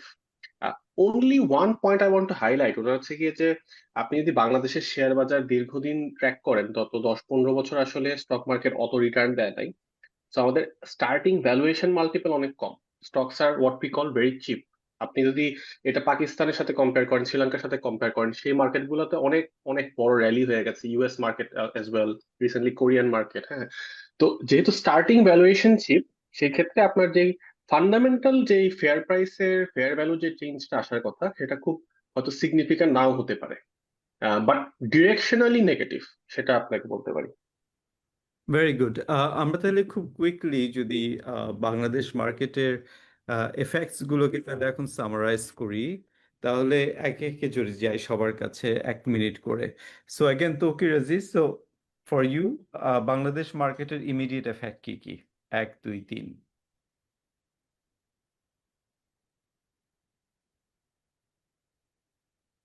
তো ওকে, তুমি মিউটেড। সো খুবই শর্ট রানে আমি যেটা দেখি যে ব্যালেন্স অফ পেমেন্টের উপর কিছুটা প্রেশার আসবে। গভর্নমেন্ট যেহেতু কাইন্ড অফ একটা ডিসিশন নিছে যে নো ম্যাটার দ্য প্রাইস, এখন তারা তাদেরকে ইম্পোর্ট করতে হবে, কাইন্ড অফ বাধ্য। তো ওইটা একটা ফ্যাক্টর হবে। তো আপনার ওভারঅল আপনার ফার্টিলাইজার বলেন, তারপরে হচ্ছে এনার্জি বলেন, ক্রুড অয়েল বলেন, এগুলো সব ইম্পোর্ট আপনার ব্যালেন্স অফ পেমেন্ট একটা প্রেশার আসবে, রিজার্ভ প্রেশার আসবে, এবং উইদিন 1 মান্থ 2 মান্থস হয়তো ফার্টিলাইজারের উপর আসা শুরু করবে, এবং তারপরে হয়তো যদি আমরা ওই কমোডিটি সুপার সাইকেল যেরকম কোভিডের পর হয়েছিল ওরকম যদি আমরা কিছু দেখি, তাহলে হয়তো এগ্রিকালচারাল যে সমস্ত কমোডিটি ইম্পোর্ট আছে ওগুলোর উপর আসা শুরু করবে। তো ওভারঅল আপনার ইম্পোর্টেন্ট ইনফ্লেশন যেটা যেটা একসময় অনেক বেশি ছিল, পরে আবার কমে আসছিল, এটা হয়তো আবার আমরা দেখবো স্পাইক করতেছে। Very good. মোটামুটি ওকে, তাহলে আসলে একটা আমাদের বিস্তারিত আলোচনা পরবর্তীতে লাগবে, সেটা হচ্ছে যে ফার্টিলাইজার প্রাইসের উপর এফেক্ট হলে সেটা অ্যাগ্রো কমোডিটির উপরে কিরকম এফেক্ট ফেলবে, আমাদের স্টেপলস এর উপরে কিরকম এফেক্ট ফেলবে। সো এটা নিয়ে আমরা ভবিষ্যতে আবার কথা বলবো। এটা একটু আমার মনে হয় যে খুব বেশি আলোচনা হয়নি in the media so far, but এটা একটা, এবং সামনে খরিফ সিজন আসতেছে, so which is a very very productive season, এবং তার সাথে যদি rain and flood and etcetera coupled হয়, it's a disaster situation. So good point to note, আমরা এটা নিয়ে ভবিষ্যতে কথা বলবো। Asif Iqbal, you already pointed out some of your assessments of the impact. Mariha Tasin, any last thought on impacts?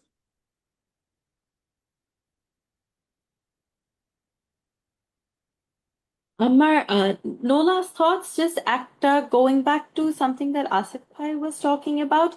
Qatar Kintu already they have suggested that they're expecting the oil is going to hit $150 a barrel. হুম আচ্ছা So hmm yeah, I was just thinking, Jay, this is more a question. Jay, do we expect that rate to stabilize? আচ্ছা এটা আমরা park করি যেহেতু সময় নাই but একটা জিনিস আমরা আজকে আলোচনায় আনতে পারি নাই সেটা হচ্ছে যে আসিয়ান কান্ট্রিজ কিভাবে রিটালিয়েট করছে আমরা একটু অ্যাগ্রি করি যে আমরা একটু রিসার্চ করি নেক্সট এপিসোডে আমরা একটু অন্যান্য দেশগুলো কিভাবে এবং উইদিন আ উইক আরও সিচুয়েশনটা ক্রিস্টালাইজড হবে we can come back with another discussion on how other countries are coping and that would give more cement to what our recommendations are. So on that note, going to recommendations, I know Jyoti Rahman and Rushad Faridi both have slides on that, but again, coming back to you, Tokir, what are your two recommendations? আমরা হোলি ট্রিনিটির কথা শুনতেছিলাম। Right so আমার when it comes to LNG আমাদের যে প্রাইসই পাই আমাদেরকে এটা ইয়ে করতে হবে নিতে হবে অ্যান্ড LNG খোদা রাখা আরও স্পাইক করার আগে কিছু হয়তো স্পট রেট তাদেরকে ডিল মেক করে নেগোশিয়েট করে ঠিক করে রাখতে হবে ফিচার্সের। এখন আরেকটা যেটা হচ্ছে তাদেরকে হয়তো ফার্টিলাইজার ওইটা তো একটু হয়তো মনোযোগ দেওয়ার টাইম আসছে এবং সামনে হয়তো এটা একটা ক্রাইসিস অলরেডি শুরু হয়ে গেছে এবং আরো যদি হয় ইন কেস ওটার জন্য তাদেরকে একটা প্ল্যান রাখতে হবে ফার্টিলাইজারের জন্য এবং ফুডের জন্য। ওভারঅল তো ওটাই। আর যেহেতু আপনার ওভারঅল একটু ক্রাইসিস পিরিয়ডের ভিতরে যাবে তো আপনার ইন্টারনাল ইকোনমিতেও একটু এটা যেহেতু প্রেশার পড়বে সাবসিডি বা সবকিছু মিলাই তো ইনফ্লেশনটা যতটা সম্ভব কমায় রাখা যায় ওটার জন্য আপনার এই যে আসিফ ভাই যেটা বলতেছিল যে আপনার পলিসি রেটগুলো হয়তো এখন যেখানে আছে ওখানে রাখতে হবে অথবা হয়তো একটু বাড়াতে হতে পারে। তো গভর্নমেন্টের হয়তো অনেক রকমের অনেক খুবই বড় প্ল্যান ছিল যেগুলো হয়তো কিছুদিনের জন্য হয়তো টেম্পোরারিলি পজ করতে হবে হয়তো 6 মাসের জন্য Very, 1 বছরের very জন্য। important point. So I think all these expansionary policies that the government proposed, এগুলো আবার ভাবা দরকার আছে এবং ওই ফান্ডগুলোকে probably needs to be channeled to austerity measures for all of these that is happening. Very, very important point. Let's park on that. Asif, what are your suggestions? So quickly 2-3টা point বলে ফেলি। একটা আমি already touch আপন করেছি, যে সুদ হার। আমি জানি সরকার চেয়েছিল কাট করতে, এটাকে ডেফার করা হয়েছে, বাট এবং এটাকে খুব ক্লোজলি বোঝা দরকার। এবং আমি যেটা বললাম যে কন্ডিশন বুঝে সেটাকে রিভিউ, এমন হতে পারে যে সুদ হার বাড়াও লাগতে পারে, বাট আমরা ওইখানে আমি যাব না, কারণ অনেকগুলা প্যারামিটার আছে। দ্বিতীয় পয়েন্ট হচ্ছে, আপনার যখন ফুয়েল শর্টেজ আছে, ইকোনমিক্স এর থিওরি হচ্ছে যে আপনার price has to be the allocator. So এটা কিন্তু অলরেডি পেট্রোল পাম্প মালিকরা বলছে সরকারকে যে আপনি একটা প্রাইস হাইক দেন, না হলে আপনার আরো শর্টেজ হয়ে যাবে। হ্যাঁ, মানে আপনার মানুষ এই দামে কিনে আহ, সে হয়তো রিসেল করার চিন্তা করতে পারে। তো আপনার এই জায়গায় একটা সরকারের ডিসিশন নিতে হবে, বাট কিপিং ইন মাইন্ড, ধরেন আপনি যে জায়গায় প্রোটেকশন দিতে চান সেই জায়গাগুলো কনসিডার করা যায় এগ্রিকালচার। থার্ড একটা পয়েন্ট যেটা আমার কাছে মনে হয় যে অনলি সিলভার লাইনিং, যদি আমরা ওই আগের দিকে আগাইতে পারি, ওটা হচ্ছে যে এখানে আমাদের IMF এর যে আগের ডিলটা ছিল সেটা কিন্তু অনেক দূর আগে আসছে, আমরা অনেকগুলো চান্স পেয়ে গেছি। হ্যাঁ, বেসড অন দ্য সিচুয়েশন, হ্যাঁ, we actually may need to go for another deal. এবং সেটা আবার আমার অর্থনীতির জন্য লং টার্ম বেনিফিট আনতে পারে। এবং জ্যোতি ভাই দেখাচ্ছিলেন যে পাস্ট যখন আমরা ঠিকঠাক মনিটারি পলিসি ফিসকাল পলিসি করেছি সেটার কিন্তু সুফল ছিল, আমাদের 2011-12 সময়ও ছিল। তো সেটা হচ্ছে গিয়ে আমি একমাত্র ক্লিয়ার সিলভার লাইনিং দেখতে পাই আর কি। তো এই তিনটাই আমার থেকে। ওকে, তাহলে আমরা একটু রুশদ ফরিদি এবং জ্যোতি রহমান আপনাদের ইলাবোরেট সাজেশনসে যাই। So Rushad Faridi, over to you. আপনার ফাইনাল যে রেকমেন্ডেশনস গুলো ছিল।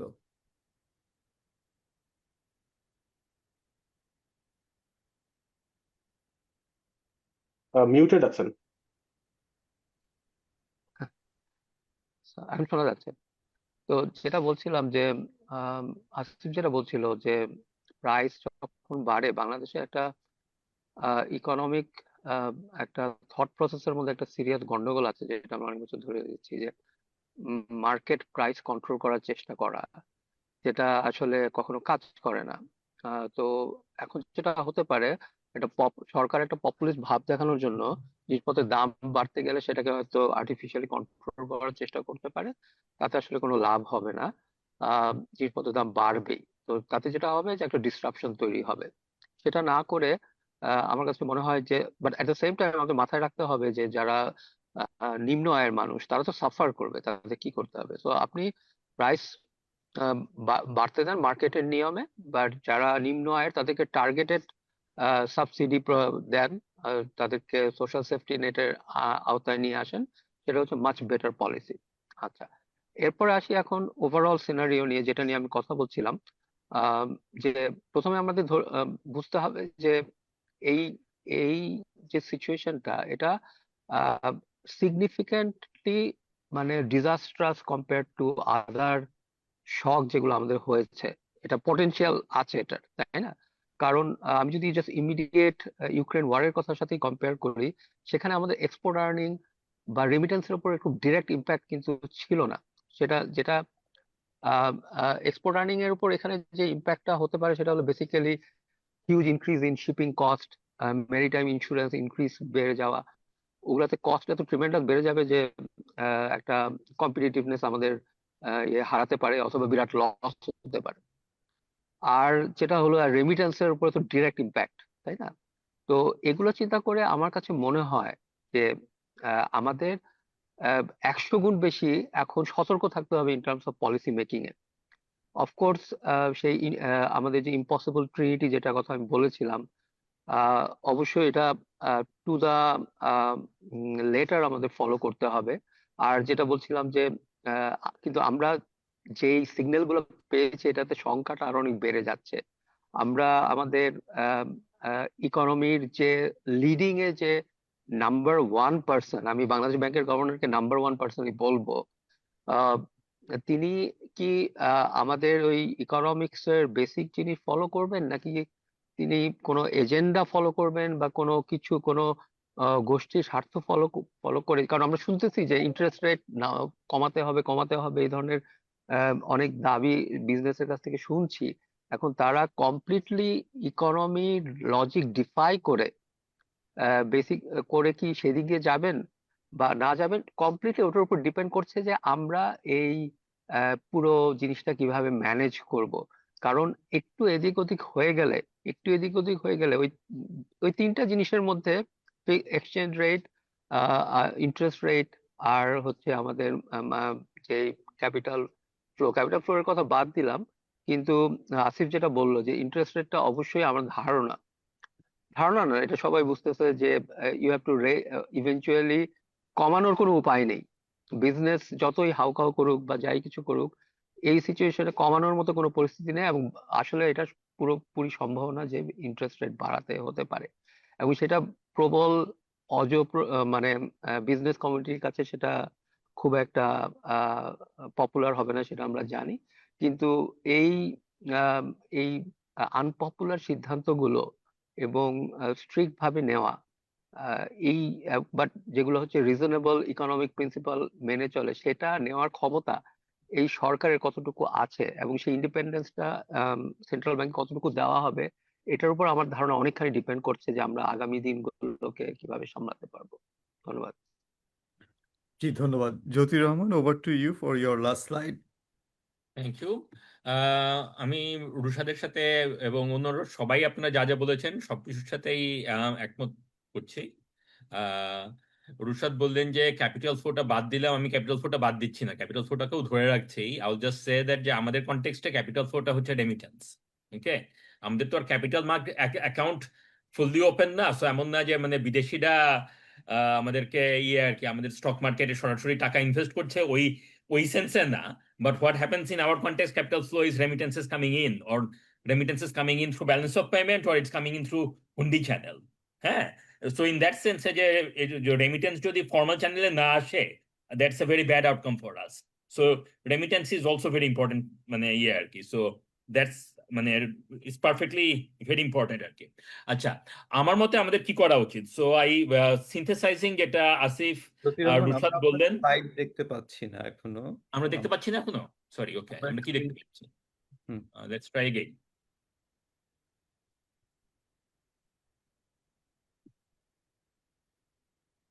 Can you see it now?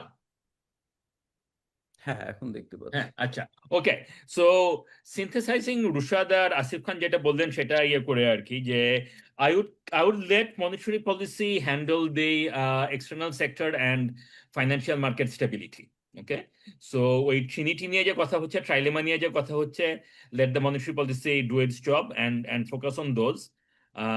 এবং দরকার হলে পরে হয়তো যে আমাদের যদি কারেন্সি ডিপ্রিশিয়েট করতে দিতে হয়, let that let us allow that. ডিপ্রিশিয়েট যদি করতে হয়, ইয়ে করতে হবে। যদি আমাদের এমন যদি সিচুয়েশন হয় যে তোকে যেটা বললো যে এরকম যে আমাদের যদি বেশি দামে এনার্জি কিনতে হবে, we have to do that, which means that we have to lose reserve or we have to allow টাকা to depreciate.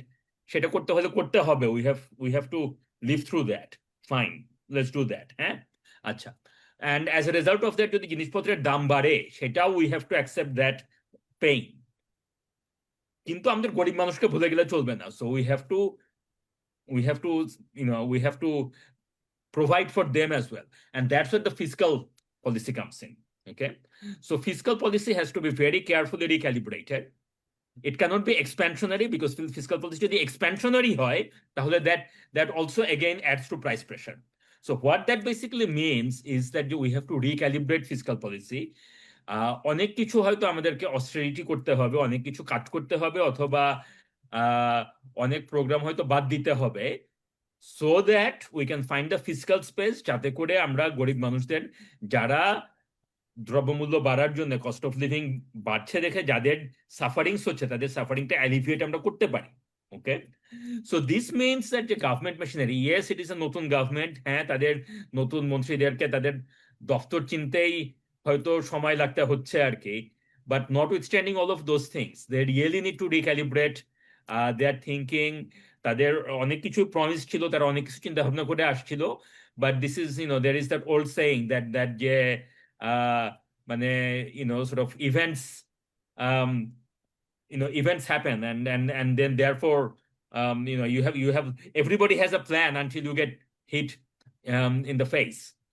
Mike Tyson was a big boxer, and he was asked what happened, and he said, well, everybody has a plan until you get hit in the face. So it's a new government. Prime Minister had a plan. The reality has hit the government in the face. We have to recalibrate. So এই পিকচারটা হচ্ছে আপনার IMF has these appropriate fiscal tools to deploy depend on the nature of the adversity of shocks. So এই লাল সার্কেলটা দেখাচ্ছে আর কি, যে এই ডিসরাপশন যেটা আমরা দেখছি, large spikes in food and energy prices, এরকম সময় এই টাইপের জিনিসে কি টাইপের fiscal policy is appropriate. So income support not so much, মানে unemployment income support বা job retention scheme not so much, whereas social protection very much useful. Okay, cash transfer, if we build on existing system, useful, whereas tax deferral or pricing subsidy not useful. Financing measures for companies and businesses not useful. Okay, so keep in mind, business গুলো যদি এসে এখন বলে যে এরকম যে আমাদেরকে direct subsidy দাও, you know that this is rent seeking. Okay, এরকম হাই ইনফ্লেশন সিচুয়েশনে ইটস দি হাউসহোল্ডস, ইটস গরিব মানুষ যারা সাফার করতেছে। ওকে, সো অবশ্যই মানুষকে সাপোর্ট করতে হবে, that's why you have a democratically elected government. Help the people directly, don't get captured by the business lobbies and cronies, and try to sell it as যে অর্থনীতিকে সাপোর্ট দিতে হবে, তাই জন্য বিজনেস ইন্টারেস্টকে সাপোর্ট দেওয়ার জন্য আমাদেরকে এটা সেটা করতে হবে, সাবসিডি দিতে হবে, and so on. Okay, that's what happened under the old government, and that's why we had a change in government. Let's not revisit those things again. So basically what you are all saying, যে growth economy versus welfare economy, দুটার মধ্যে আমাদের একটা balance seek out করতে হবে। সেখানে সবচেয়ে বড় আননোন হচ্ছে যে আদৌ এই ওয়ারটা কতদিন চলবে, এবং সেইখান থেকে আসলে গ্লোবাল ডমিনো এফেক্টটা কি হবে। আমরা কিছুটা ইউক্রেন ওয়ার থেকে শিখতে পারি, আমাদের ভুলগুলো, সেখান থেকে আমরা কিছুটা আপনার অ্যাকশনস নিতে পারি। Now we have painted a lot of glooms, এবং সেটা অ্যাকচুয়ালি আপনার কারেন্ট যে ইলেক্টেড গভর্নমেন্ট মাত্র 1 মাসও হয়নি তারা সরকার এসছে, ওত নিয়েছে মাত্র 2.5 সপ্তাহ। তো already they are facing a huge challenge. তো আমি আপনাদের কাছ থেকে যেটা শুনলাম যে ওভারঅল আমার কাছে যেটা মনে হচ্ছে যে on the one side we have the farming economy, on the other side we have the service economy, on the other side we have the manufacturing economy, and then we have the consumption economy. এই পুরো ব্যালেন্সটা এখন খুব আপনার একটা thin আপনার লেয়ারের উপরে আছে, যেটা যে কোনো সময় যে কোনো দিকে টিল্ট করতে পারে। So immediate measure should be to keep things as is. তো সেটার জন্য কিছুটা পেইন অ্যাবজর্ব করে হলেও ব্যালেন্সটাকে প্রথমত প্রোটেক্ট করা আমার মনে হচ্ছে যে সেটা হতে হবে প্রায়োরিটি, যে how do we keep things balanced and as is, so that মানুষ যদি আপনার প্যানিক কখন করে, যখন সে আপনার হঠাৎ করে দেখে যে সে আপনার খাদের মানে একদম কিনারায় চলে আসছে, এখন তাকে উঠতে হবে। হ্যাঁ, সো আমরা ওই খাদের কিনারায় যাওয়াটাকে যতটা প্রলং করা যায় তাহলে তার প্যানিক সিচুয়েশনটা কমবে, রাইট? যদি খাদ থেকেও থাকে। আর ইন দ্য মিন টাইমস মানে ব্রিজটা ক্রিয়েট করা, so that's what we want to do. তা আমি এই ক্ষেত্রে একটা জিনিস বলি সবসময়, যেটা দিয়ে আমি শেষ করতে চাই। আমি as you said Jyoti Rahman, micro, আমি মাইক্রো পার্সপেক্টিভ থেকে সবসময় এইভাবে দেখি। সেটা হচ্ছে যে লেটস সে একটা বিজনেস ইটসেলফ, মানে যদি না এটা একটা মনোপলি বিজনেস হয় বা অলিগোপলিতে থাকে, এটা কখনো মার্কেটের পুরাটা ক্যাপচার করে বসে থাকে না, রাইট? সো যেহেতু এটা পুরাটা ক্যাপচার করে বসে থাকে না, তো তখন এটার যে স্পেসে এটা গ্রো করে ওই স্পেসটা সে মাত্র 1%, 2%, 3% নেয় বা আরো কম পার্সেন্ট নেয়। So even when the market is collapsing, ও যে মার্কেটটা নেয় সেটারও ইটসেলফ একটা গ্রোথ স্পেস থাকেই, কোনো না কোনোভাবে এটা থাকেই। তো সে যদি ওই গ্রোথ স্পেসটা কোনোভাবে ক্যাপচার করতে পারে সে টিকে থাকে। Which is what you will also see যে হিস্টোরিক্যালি যখনই আপনার আপনার কোনো একটা কোল্যাপস হয়েছে, আপনার সেকেন্ড ওয়ার্ল্ড ওয়ার বলেন, যে কোনো ধরনের সিচুয়েশন বলেন, হিস্টোরিক্যালি দেখবেন যে ওয়ারের দুটো এফেক্ট থাকে। একটা হচ্ছে যে রাইজ অফ আ নুভো রিশ, এবং একটা নতুন সেকশন আপনার ওয়েলদি ক্লাস তৈরি হয়, ইনোভেশনস তৈরি হয়, পলিসি মেজার্স গুলোর ফান্ডামেন্টাল চেঞ্জেস আসে। We have seen how Keynes came up, right? So policy measures গুলোর ফান্ডামেন্টাল শিফটস আসে। আমার কাছে মনে হয় যে প্রবাবলি কোভিড, ইউক্রেন ওয়ার, এই বারবার বারবার বারবার এই শকগুলো আসার কারণে this is now the time that we really need to think, okay এইটাই যদি ওয়ার্ল্ড অর্ডার হয় এখন, we are going to see this more frequently before the world come to peace in next 20 years. We probably are talking about new economic theories and philosophies, a new school of thought to come. এবং Bangladesh is a developing economy, a small economy, given the complex global world, a big economy again. So very fascinating because Bangladesh is very big economy if we compare to African economies. So খুব complex একটা situation, but আমার কাছে রিডিংটা হচ্ছে আপনাদের সবাই থেকে নিয়ে, সেটা হচ্ছে it's probably time for us to think more prudently how we spend, where we spend, and what we need to do to basically keep the balance right while we are working on essentially insulating us from this global depression that we're probably going to observe. So having said that, thank you everyone for listening to us. আমার মনে হচ্ছে যে আজকের topic actually opened up possibility of further discussion next week. I would really be interested to talk to you on what other economies, especially in the ASEAN and also India and Pakistan, they are doing to protect themselves from this situation. So until then, সবাই ভালো থাকবেন, সুস্থ থাকবেন, কথা হবে আবার। ধন্যবাদ।